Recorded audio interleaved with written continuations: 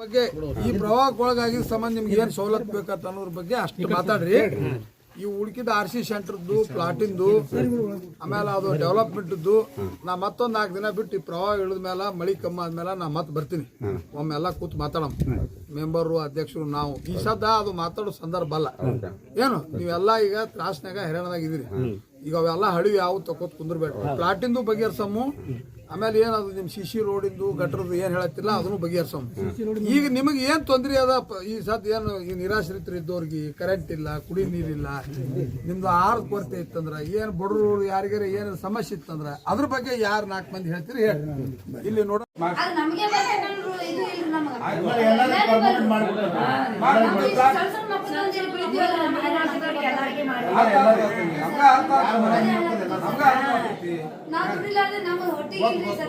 ಎಷ್ಟು ಕಷ್ಟಪಡ್ಲಿಕ್ಕೆ ನಮ್ಗೆ ಹೊಟ್ಟಿಗೆ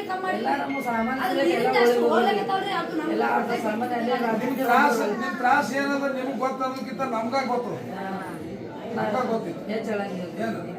ನಮ್ಗ ಅರ್ಥ ಆಗ್ತೈತಿ. ಏನು ಕಾಳಜಿ ಮಾಡಬೇಡ್ರಿ. ನಿಮ್ಗೆ ಪ್ಲಾಟಿಂದ ಹೇಳಕತ್ತಿರಲ್ಲ. ಒಟ್ಟು ಒಂದು 5-6 ತಿಂಗಳದಾಗ ನಿಮ್ಗೆ ಎಲ್ಲರಿಗೂ ಒಂದು ಪ್ಲಾಟ್ ಕೊಡೋಂಥ ವ್ಯವಸ್ಥೆ ನಾವು ಮಾಡ್ತೀವಿ. ಆಯ್ತು, ಅವಕಾಶ ಕೊಡ್ತೀವಿ.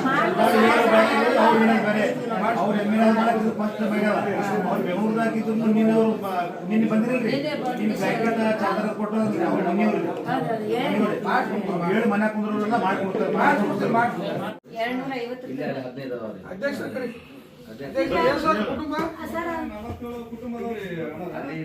ಈಗ ಇನ್ನ ಮಂದಿ ಅಲ್ಲಿ ಅದಾರಿ.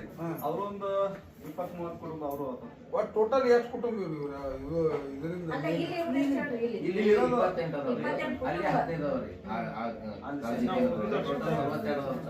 ಕೆಲವೊಬ್ರು ಬೇರೆ ಕಡೆ ಅವ್ರ ರಿಲೇಷನ್ ಮನೆಗೆ ಅಲ್ಲಿ ಶಿಫ್ಟ್ ಆಗಿದ್ದಾರೆ. ಇಲ್ಲಿ ಕಾಳಜಿ ಕೇಳಕ್ ಬಂದಿಲ್ಲ ಅವ್ರು ಊಟಕ್ಕ. ಬೇರೆ ಅಲ್ಲೇ ಬೇರೆ ಬೇರೆ ಮನೆ ಹೋಗಿ ಅವರು ಅಲ್ಲಿ ಮನೆ ಬಿಟ್ಟಾರಿ.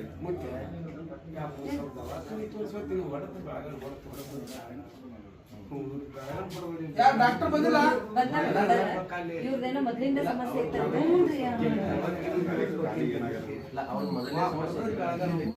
ಎಲ್ಲಾರು ವ್ಯವಸ್ಥೆ ಮಾಡ್ಲತ್ತಾರ. ಮುಂದಿನ ಒಟ್ಟು ಈ ಒಂದು 5-6 ತಿಂಗಳದಾಗ ಅದು ಏನ್ ಜಾಗದ ಒಂದು ಏನಾದ್ರು ವ್ಯವಸ್ಥೆ ಮಾಡಿ ಒಟ್ಟು ಮಾಡಿಸ್ಕೊಡ್ತೀವಿ. ಗ್ಯಾರಂಟಿ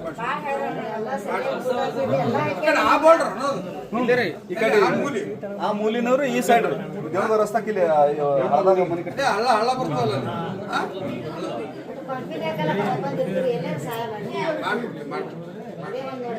ಮಾಡ್ಕೊಡ್ತೀವಿ. ಗ್ಯಾರಂಟಿ ಮಾಡ್ತೀವಿ. ನಿನ್ನೆ ಮೇಡಮ್ ಅವ್ರು ಹೇಳಲ್ಲ ಮಾಡ್ತೀವಿ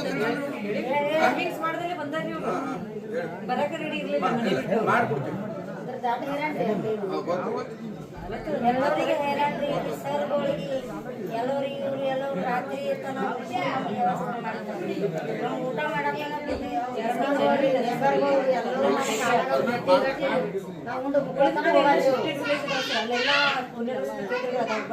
ಪುನರ್ವಸತಿ ಕೇಂದ್ರ ಏನ್ ಮಾಡ್ಯಾರ ಅಲ್ಲಿ ಶಿಫ್ಟ್ ಆಗಿದ್ರಿ.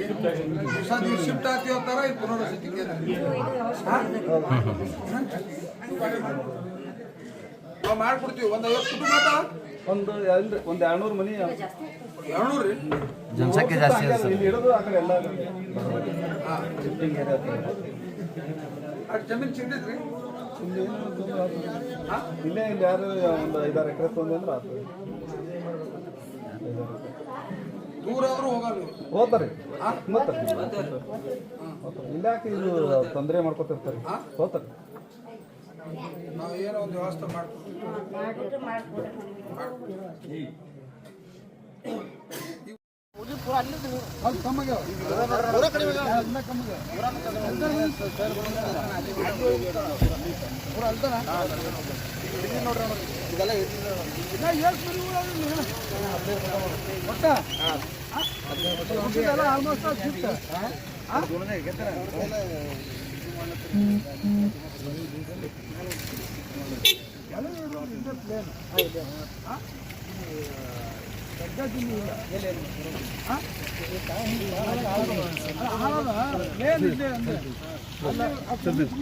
ಸರ್ ಈ